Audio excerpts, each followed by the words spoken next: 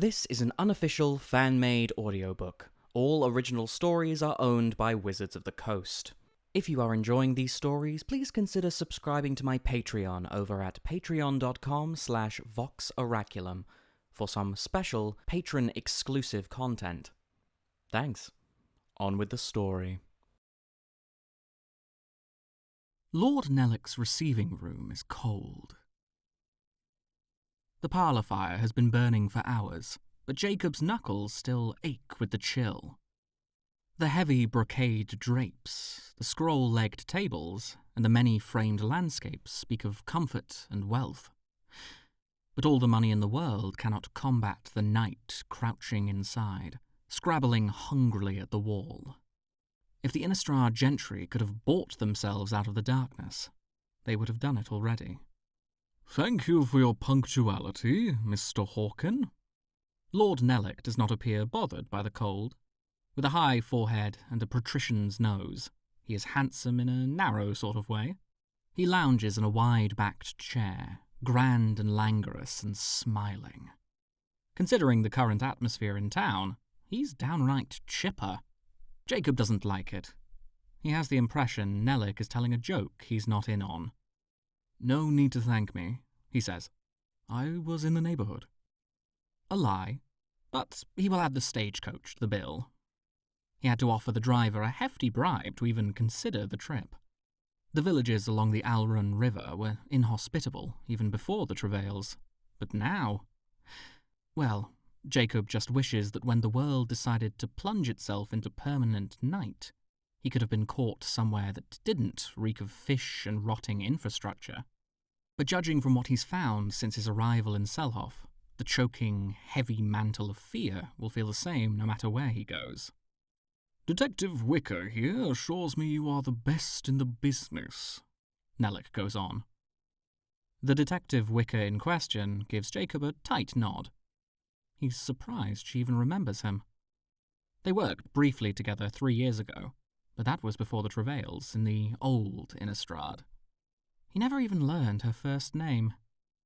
He recalls her as unfriendly, unusually severe for someone so young, and prone to rookie mistakes. He figured she hadn't thought very highly of him, either. But clearly, he was wrong if she's brought him in to consult. He's impressed she's even thinking that clearly. Nowadays, all anyone wants to do is chop their firewood, earn their coin however they can, and bolt their doors behind them. "We'll have a few questions for you, Lord Nellick," Jacob says. "Of course." Nellick folds his hands. "What would you like to know?" "Let's begin with the dangerous horde of geists pillaging up and down Nephalia." Detective Wicker sits with her pen poised over her journal, back straight, curly hair pinned neatly. Jacob, who has been wearing the same jacket and waistcoat since he left the Alrun, feels shabby beside her. "Lord Nellick, correct me if I'm wrong, but the stories I've heard insist all the targets of these attacks have been the morally bankrupt. Didn't they knock the mayor of Havengul off this roof after he drove a block of families out of their homes?" Polite amusement flickers across Nellick's face, and he crosses his legs in interest. "I don't see what that has to do with me." He moves with sinuous deliberation, every motion considered. Jacob leans back in his own chair. "I believe she's asking what you think you've done to make yourself a target." "Oh, I'm a businessman, Detective Wicker. When I make money, someone else loses it." That was rather more candor than Jacob was expecting. "But if you're asking if I've dumped anyone in the bay recently," Nellick laughs, "you can rest assured I'm innocent." Wicker's expression doesn't relax, but she nods and jots down a note. Jacob graciously allows Wicker to ask the preliminary questions. It gives him time to think.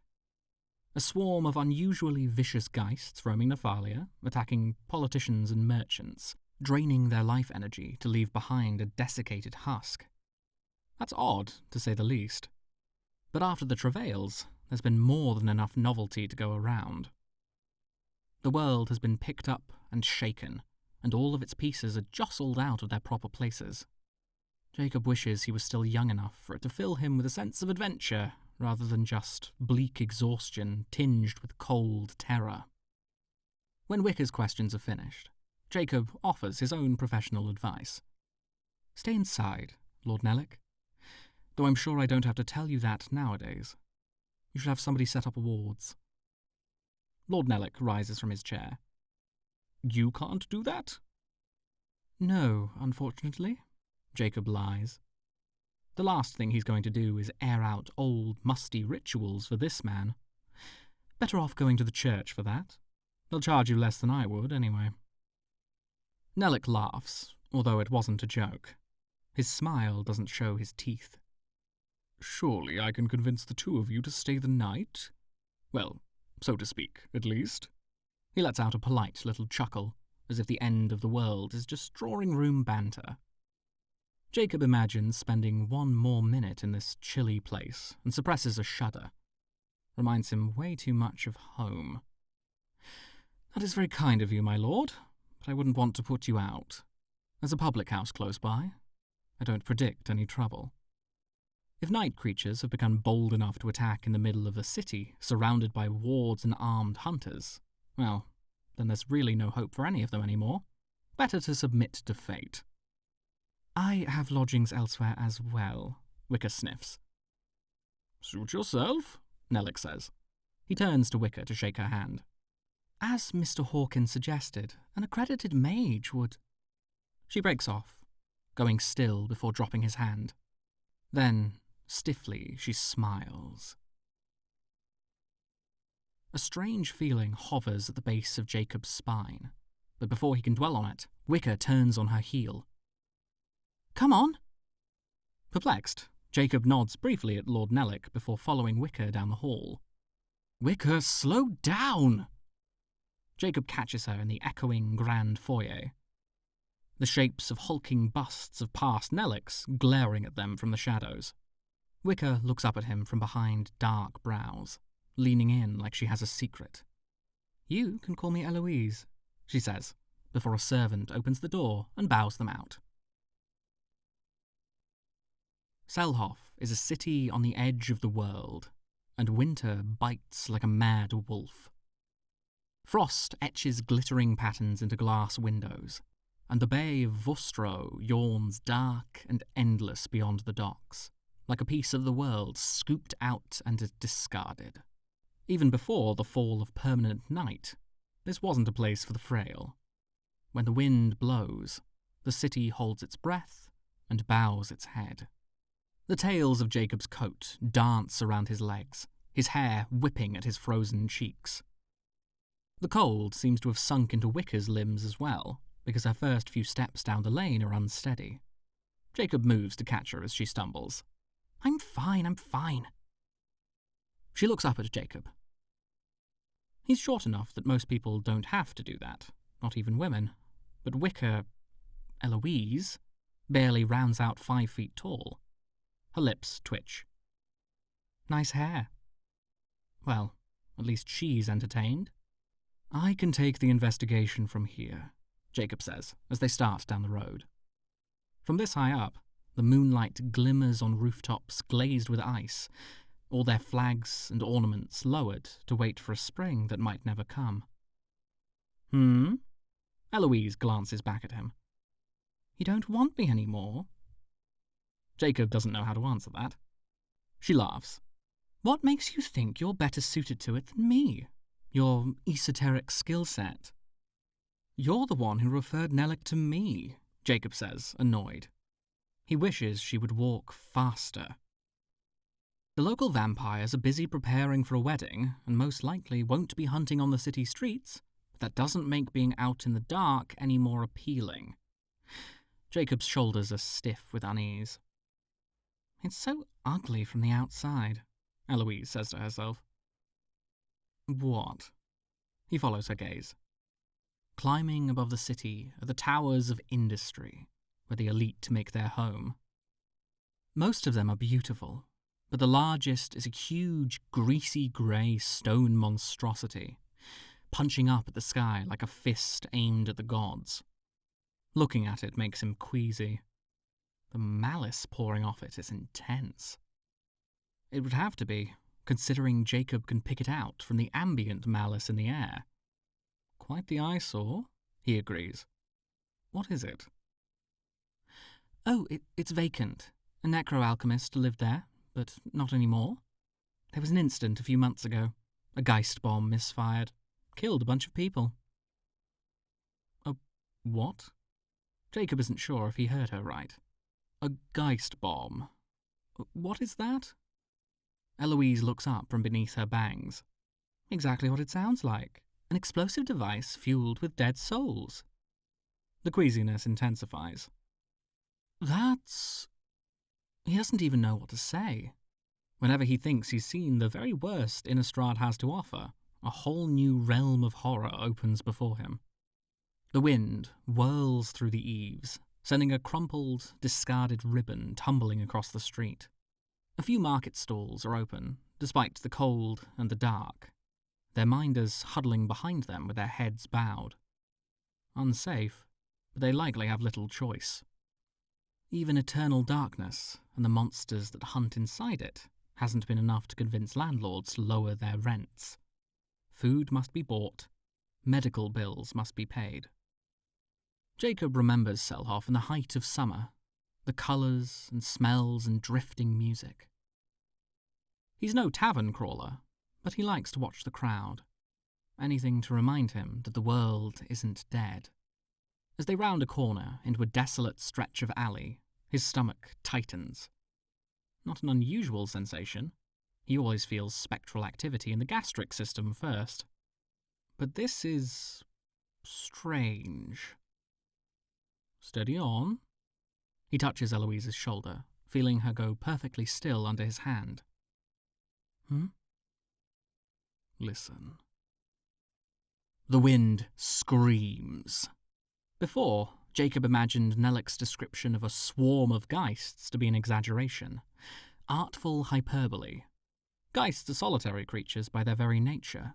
They do not possess the intelligence or animal instinct necessary for cooperation.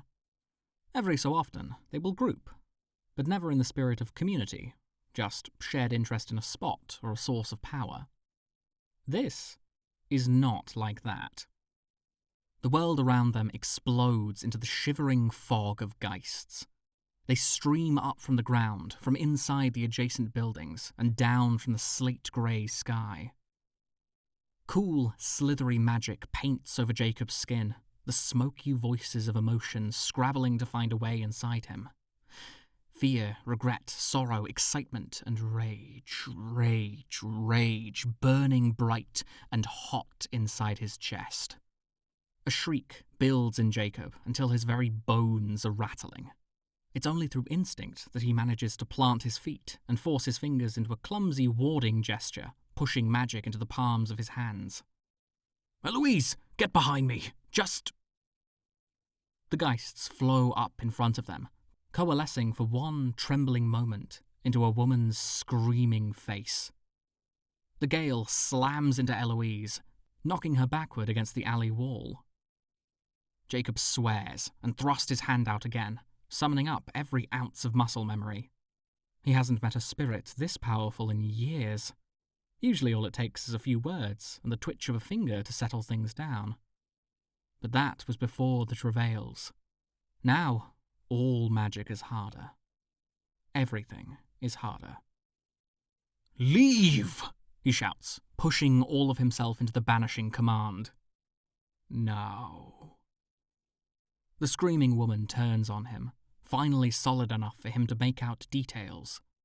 Wild hair, round eyes, strong shoulders, and a furious mouth. Then she's gone. The wind calms, and the silence presses in on his ears. Strength leaves him like heat escaping an oven, and he falls against the brickwork. Eloise groans. Blood pools at the corner of her mouth, and her eyes are hazy when she looks up at him. "I'm here," he says. Luckily, there's an inn on the next corner. Neither of them is strong enough to carry the other in their current conditions. By the time they are installed in the parlour with a physician on the way, Eloise is more or less lucid again, if muddled. As Jacob helps her to an armchair by the hearth, she smiles at him, slow and curious. How did you do that? Jacob removes his gloves and overcoat, hunkering down in front of the fire. He feels like he's just come out of an ice bath. Do what? Eloise wipes at the blood on her mouth. Command geists. Oh, I grew up around them. Eloise laughs softly, a thoughtful noise. You grew up around geists? No. Well, yes. Eloise tips her head to show she is listening. Jacob shouldn't have said anything. Misdirection is always the wiser course, but his logic center is not working at maximum capacity just now. His skin is still shivering with the shock of absorbing and expelling energy so quickly. Lights sparkle in the corner of his vision, a veil between himself and the world. He looks into the fire. The people who raised me revered geists, almost worshipped them. The dead are easier to contend with than the living, predictable and easy to control. The firelight glints off the pin in Eloise's hair. I've never heard anyone talk about geists like pets. Jacob can't manage a smile. Geists have knowledge no living creature ever can. Not even a vampire can see behind the veil. The people I grew up with were convinced that only the dead can reveal true wisdom. Eloise's eyes are very dark in the shadows. Fascinating. Her fingers twitch. And what made you decide to hunt geists rather than worship them? I don't hunt geists, Jacob says, with a familiar pulse of annoyance. I investigate geist-related incidents. I'll leave the hunting to the keepers of the pale. I'm not interested in the church. I see. The injury makes Eloise's gaze sleepy and slow, just the slightest bit sinister. Then, why investigate geists? My friend, she... The landlady arrives with tea and a plate of thick, raisin-studded cake. Jacob busies himself, pouring Eloise a cup. She takes it, but then just balances the saucer on her thighs. She gestures for Jacob to go on as soon as they are alone again. He shakes his head. It isn't interesting. Eloise huffs. You're the one who brought it up. You obviously want to keep talking. Jacob sighs. My friend died when we were young. She was found strangled. The pain is so old he barely feels it, as familiar as any other bodily process. Who killed her? Jacob adds sugar to his tea. They brew it too bitter in the south. I don't know. No one bothered to find out. Eloise's brow furrows. I told you, my people revere the dead. My friend joined their ranks. Who cares how? The elders gave it up as an accident. Eloise snorts. Did they all rush to join her? Jacob blows across the surface of his tea. No.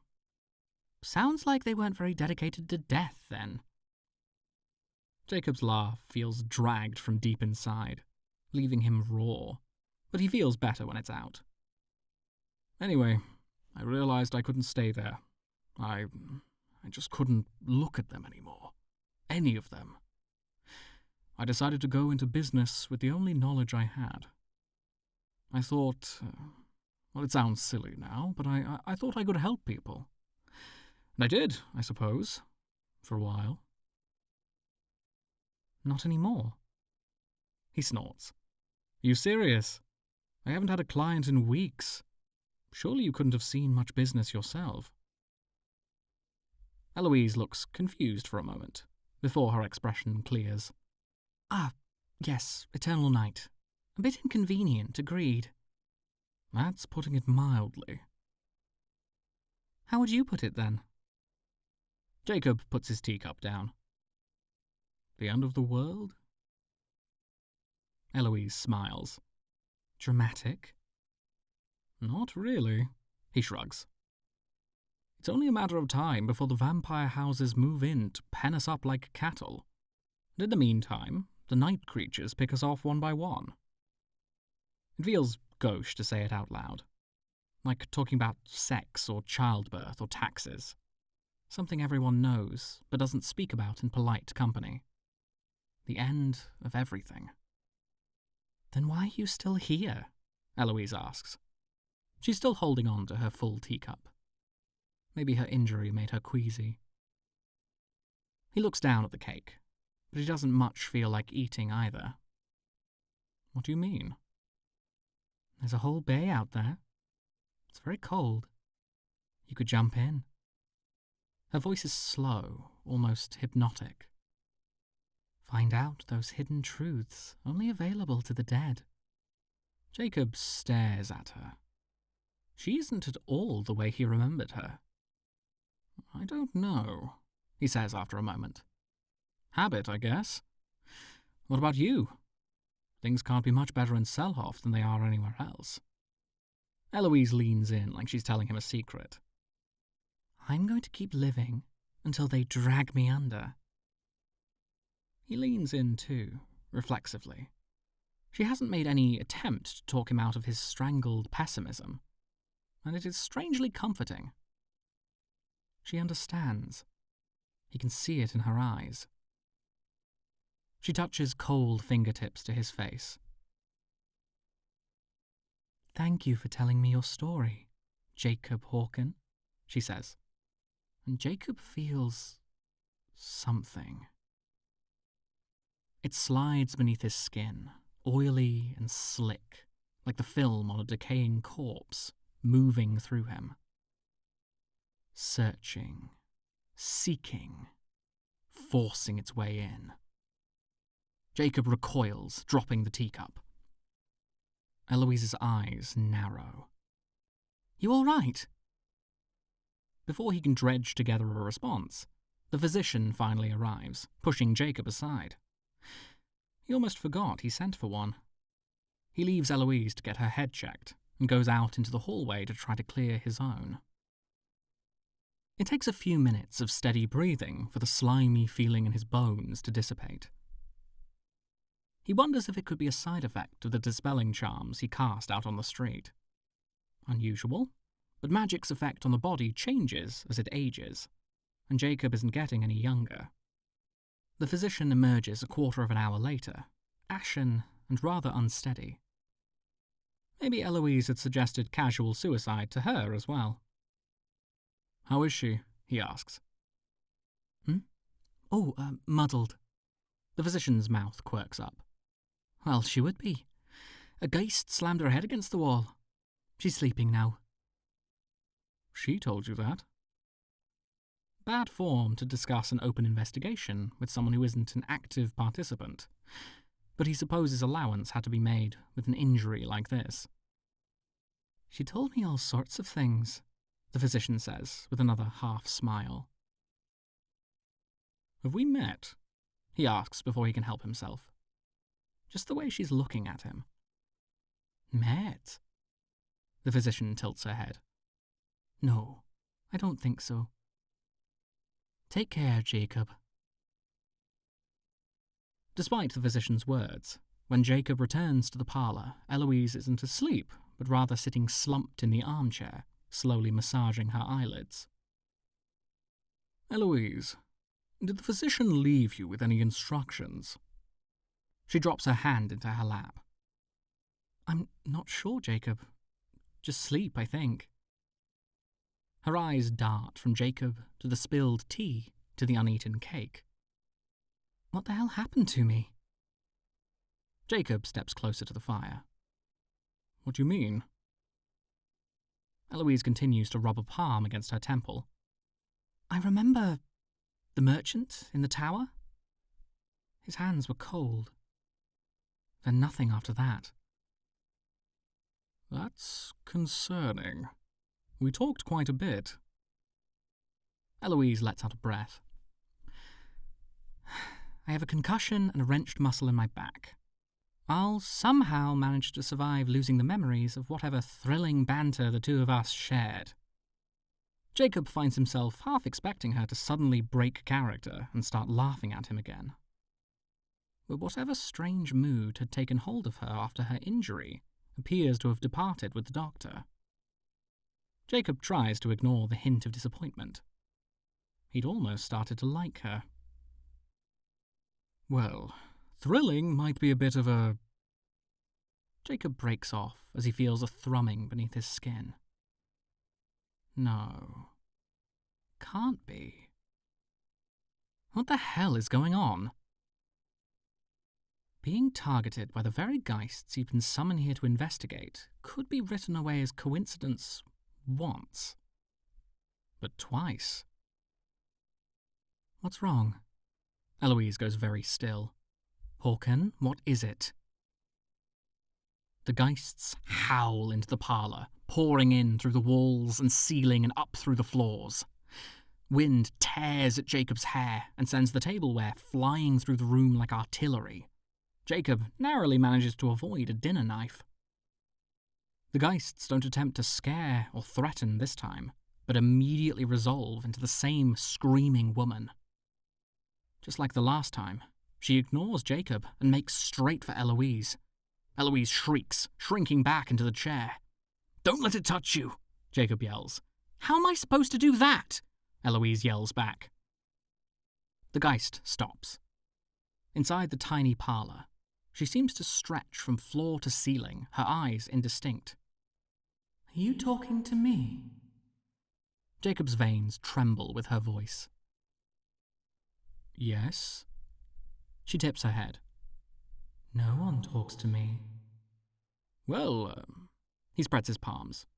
"Surprise." With great deliberation, the geist looks at Eloise. "I thought this was the one I'd been looking for. It was, but now it isn't." Eloise's eyes are round and huge. "Is this the geist that attacked me?" "Yes," says Jacob. "This is a lie," says the geist. "Is she talking?" Eloise asks.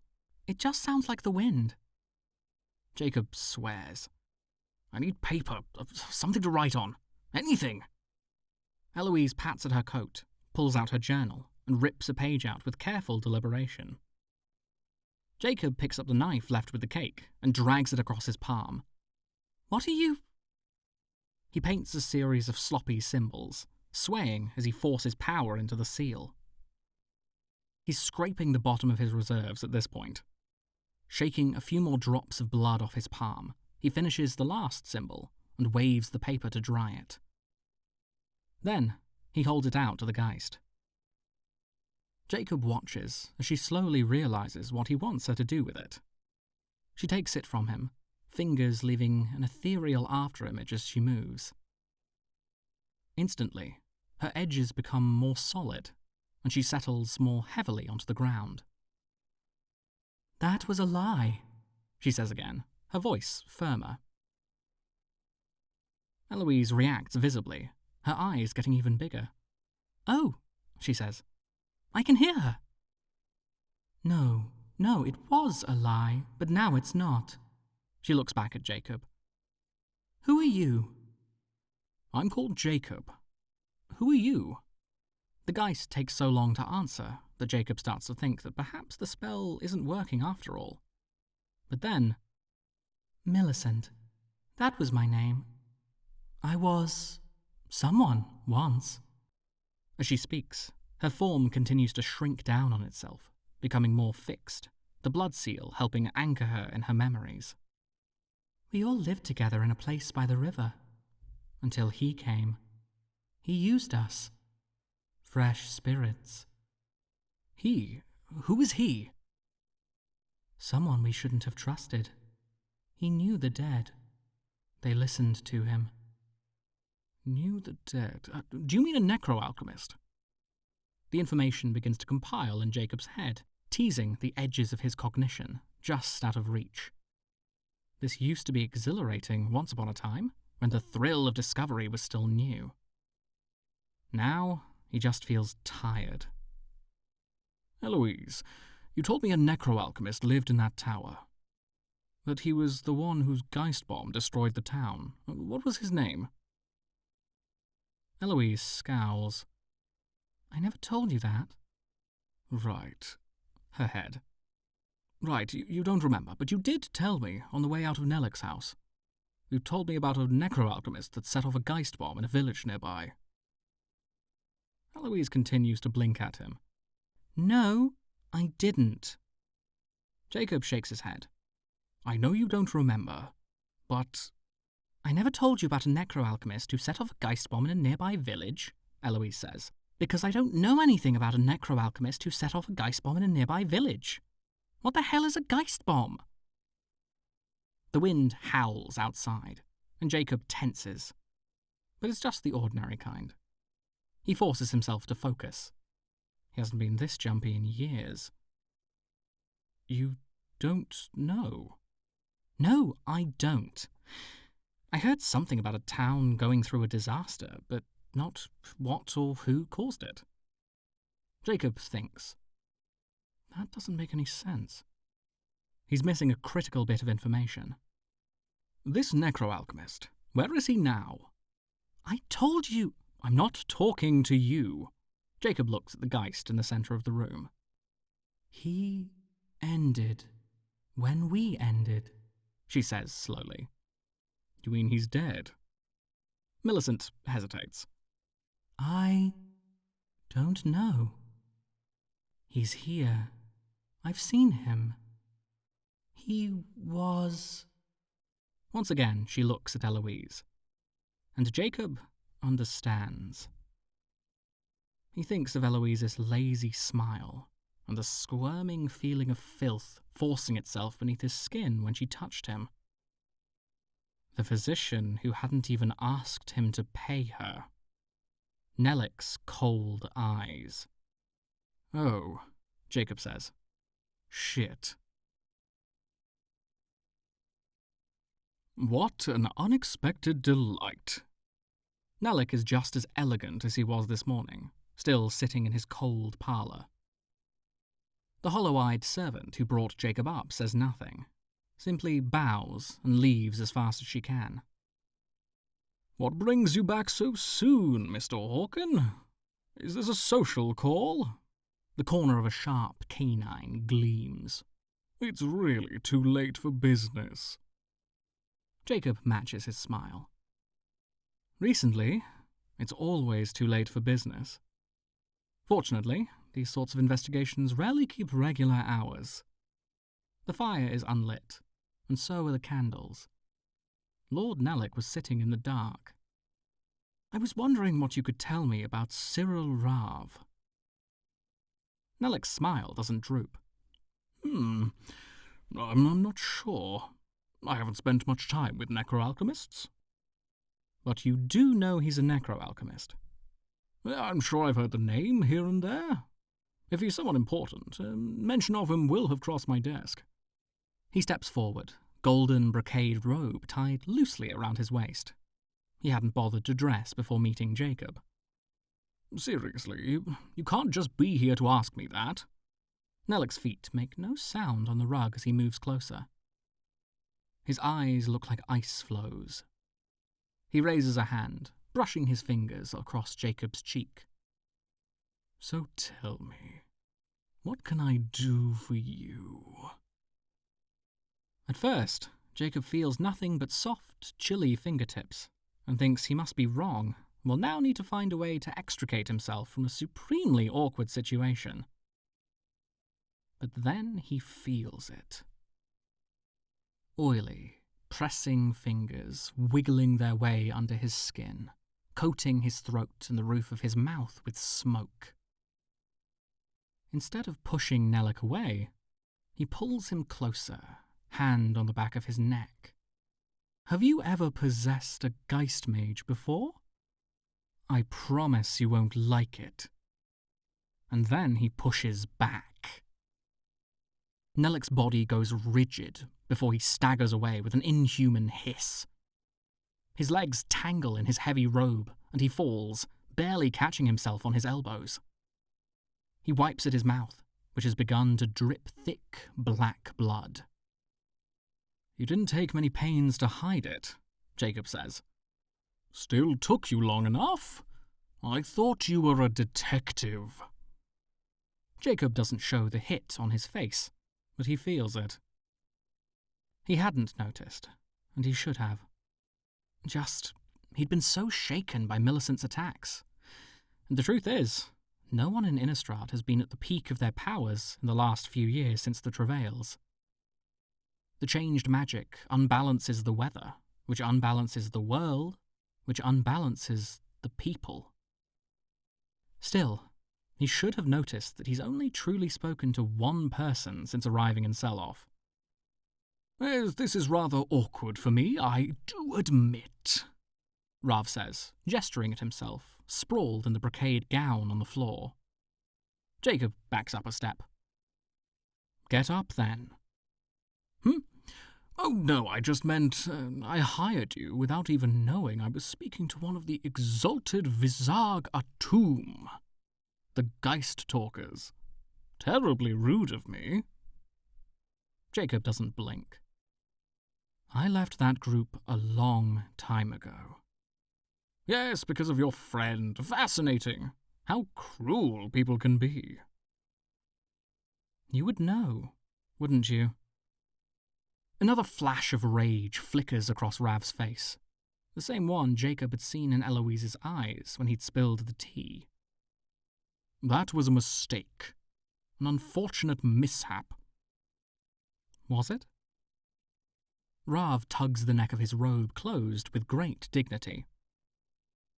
"Of course. I would much rather my Geist bombs succeed than fail. Why would you think anything different? What, did the Geist tell you something else?" "She wasn't killing corrupt officials, was she?" Jacob counters. "She was looking for you. That mare you pushed off a roof?" "Oh, that. I didn't like that body. I don't think it suited me." "You only steal the forms of influential people." "How else would I influence anything?" Rav's eyes glint with humour. "And yes, she's been bent on revenge since the whole unfortunate affair. Can't imagine why. It's not as if I'm any less dead than she is." "Except she doesn't steal other people's bodies." Rav snorts. "That's because she can't. I have an affinity with death, much like you do. Most Geists can't possess a living body, especially not without that body's permission. I'm simply exceptional." "Modest, too." "It was a statement without a value judgment. I am an exception, much like you are." He sighs, seemingly perfectly content to stay on the ground and keep looking up at Jacob. "Nevertheless, I wish you'd just destroyed Millicent, instead of listening to her list of grievances." "Bad luck, then. You shouldn't have possessed my colleague."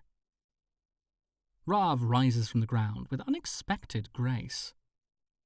He seems to wear this body better than he did Eloise's or the physician's. "Well, yes, true. I just couldn't resist watching you work, Jacob. I like you. And that's why I'm glad you're here." "Am I supposed to be flattered?" Jacob asks faintly. "I wouldn't mind," the necroalchemist says. "A little flattery never hurt anyone." "I'm not going to destroy Millicent," Jacob says. "You'll have to deal with her on your own." "Oh, I don't care about her anymore. I just took your advice and had someone from the church put up wards. Very kind of you." Another sharp-toothed grin. "No, you shouldn't be asking what you can do for me, but what I can do for you." He walks over to a dusty sideboard and selects a bottle seemingly at random, pouring a splash of liquor into an equally dusty glass. Jacob grits his teeth.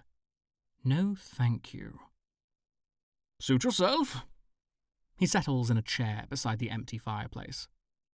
"Why don't you sit down. I'll stand. Rav shrugs. I think we should go into business together. Jacob waits for the punchline. I can help you, Jacob Hauken. With me by your side, you won't have to be afraid anymore. I'm not afraid. Of course you are. You just spent an hour in that inn telling me all your fears. The night, the monsters, the yawning dark of the bay. He swirls the amber liquor in his glass, but doesn't drink. His eyes look like jewels. You should be careful who you open up to. In the future. In the future. Jacob says nothing. The days of humanity are gone, Rav says, and the night is getting colder. Imagine if you didn't have to worry. Let me help you. I can protect you. Just come with me. Jacob blinks. Where? Anywhere. I can set up a laboratory anywhere in the world. You can solve your geist crimes, whatever you want. He looks up thoughtfully. Or we can find the people who killed your friend, and we can make them pay. Together. Jacob stares at him, trying to tease some meaning from between the words. Why? What's in it for you? Rav rubs his fingertips across the shining wood of the chair. I've been alone for a long time. Jacob can't explain why, but he believes him. Why me? Why not? He shakes his head, as if Jacob is bothering him with silly trifles. I can't do anything to you. You're a geist mage. I can't take your body, and you can banish me if I do anything you don't like. What's the downside? If you don't like looking at this body, I can just take another one. Jacob thinks of all the things he should say, all the things he would have said only a few years ago. He doesn't make deals with killers. He has a duty. Or he did. Then the whole world broke. Don't try to take the high road, Rav goes on. You're from Innistrad, like me. You know better than to turn down power when it's offered to you. What do you do this job for? Justice? Please. You're too smart for that. Money? We can get money anywhere. Jacob closes his eyes. I'm just tired. I know, Rav says. Lord Nellick's mansion looms out of the dark, stately and silent. Despite the danger, Eloise Wicker is glad of the night. Her head hurts. Besides, it makes the ethereal form standing beside her easier to see. Millicent still clutches the blood seal Hauken made for her, staring at the house with a rage that would be terrifying even if she wasn't a geist. I cannot enter, she says. Eloise sighs. Well, I can. Wait here. She's only inside for a few minutes, as long as it takes to check the place from one end to the other. She finds 2 unconscious servants in the kitchen, a body in the parlour, Lord Nellick. Jacob Hauken is nowhere to be found. Eloise returns to the Geist and tells Millicent what she found. Millicent stays quiet for so long that Eloise begins to fear the blood seal has stopped working. But then she says, Rav must have taken him, after taking a new body. I didn't find any sign of a struggle. Millicent looks at her sharply. This is my job, after all. If he left, it was likely under his own power. Or it's possible he never made it in the first place. She shrugs. A lot of monsters roaming the streets these days. Millicent smiles faintly. Like me. Eloise knows she means it as a joke, but she doesn't find it funny. "You aren't a monster!" she snaps, surprised by her own vehemence. "You just need someone to fight for you." Millicent is quiet for a moment. "Do you think he went willingly?" she says at last. "Would he?" Eloise looks off into the gloom of Selhoff's streets, as if Hauken will show himself suddenly at her behest. "I don't know. I don't actually know him that well." Millicent nods. Then she drops the blood seal. "Wait!" Eloise catches it before it can hit the ground, shoving it back into Millicent's hands. "What are you doing?" "I don't need this. I will continue my search." Eloise sighs, rubbing at her aching temples. "Keep the seal." Millicent looks at her, head tilted like a dark bird. "I've never worked for a geist before, but my rates are very reasonable."